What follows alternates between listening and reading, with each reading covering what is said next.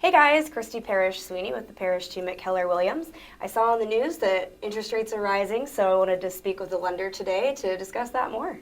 I'm Eric French with Guild Mortgage, and to answer that question directly, we've been getting that quite a bit recently. Interest rates are on the rise again today.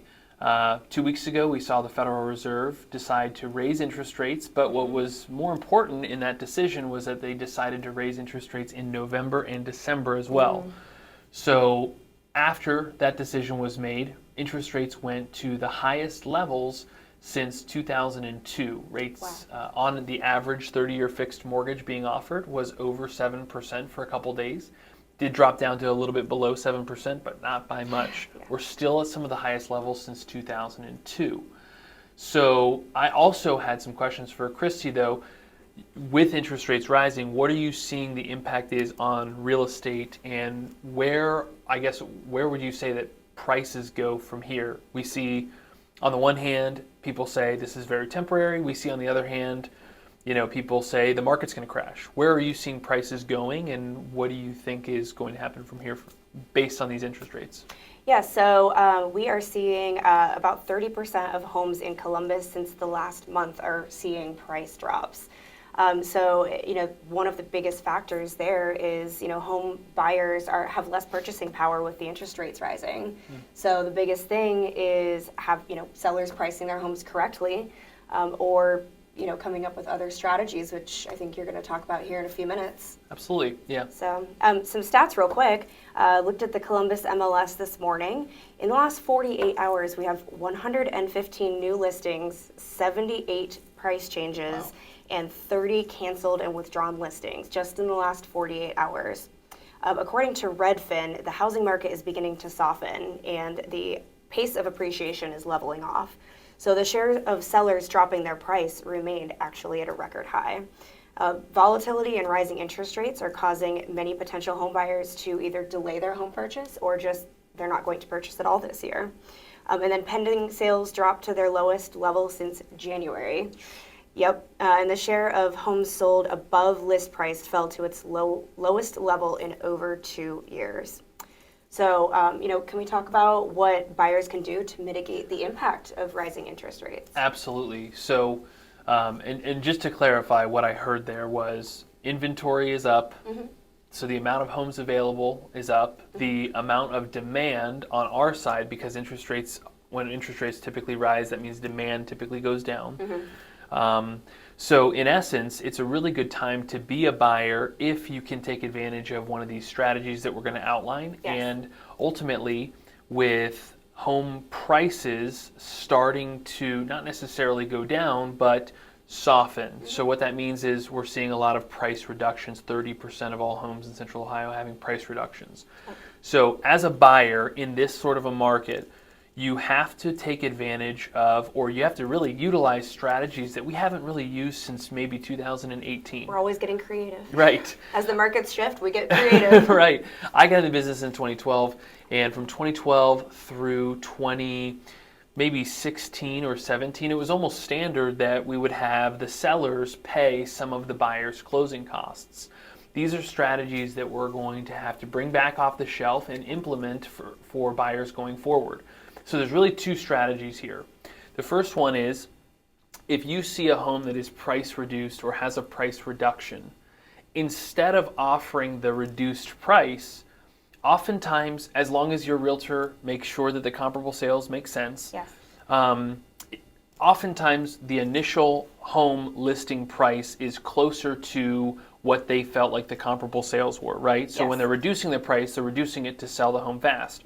So instead of offering the reduced price, offer closer to the listing price, but ask for seller paid closing costs. With this strategy, you have the ability to buy down your interest rate permanently over your 30-year fixed loan, or you can buy it down very aggressively for the first 1, 2, or even 3 years. To be a little bit more specific, we're going to put on screen right now a seller buy down strategy. And this outlines a permanent rate buy down where you can see if interest rates are 6.875.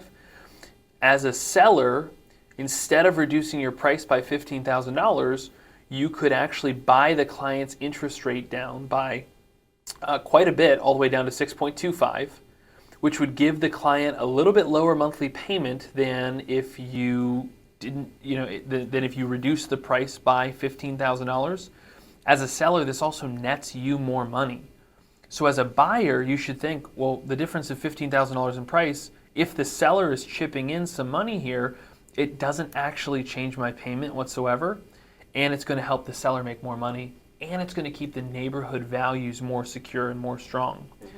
The second thing that we're going to be putting on screen here is our temporary buy-down program. If interest rates on average are 6.75%, then we could take those seller-paid closing costs and we could give you a 4.75% interest rate for the first year, a 5.75% interest rate for the second year, and then your interest rate would scale up to the full 6.75% for years 3 through 30. Now, as lenders, the consensus is that these are elevated interest rates above normalized interest rates, which we could find somewhere between 4 and 4.75%, depending on the economist that you talk to. So whenever interest rates return back to normalized interest rates in the future, the buyer has the ability to refinance that mortgage, drop their interest rate back to what it would have been, or what it will be in that new market, and all while taking advantage of the fact that they bought the home with a secure price that's only going to rise in value 3 to 5% per year. Home values innately in Central Ohio, because of our supply and demand issue that you outlined, aren't going to go down, but the rate of increase of home prices will drop, hopefully to zero for some time, maybe, if the market has a good equilibrium. Maybe we still see some home price increase, but it could be 6 months to a year before we see interest rates come back down, and before we see home prices continue to rise again. So as a buyer in this market, if you take advantage of one of these strategies, this is going to help you keep your home value secure, help get a good deal on the home price, and not have to pay a bunch of money out of pocket. For sure. I remember when we did a video a few months back, Christy, about a year ago at this time, we were talking about what an appraisal gap is. Oh, wow. Right? And how much over a list price that you would have to bid as a buyer to purchase a house. And that's really money out of pocket. Yep. It's not going towards your down payment directly. Correct. So we're not seeing much of those anymore these days. Absolutely.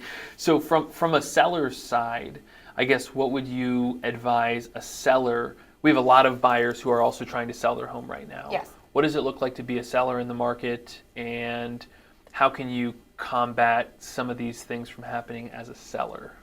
I definitely think, going back to what you said, if you price it correctly, then you're not going to have to come down.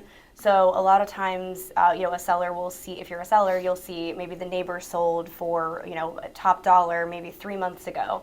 Well, unfortunately, with buyers' home buying power going down with the interest rates increasing, it's going to look a little bit more, it's going to be tougher to get that top dollar price. So I think that these products, the temporary buy down and the permanent, are perfect ideas for a seller to protect their value and to keep the neighborhood, values still strong.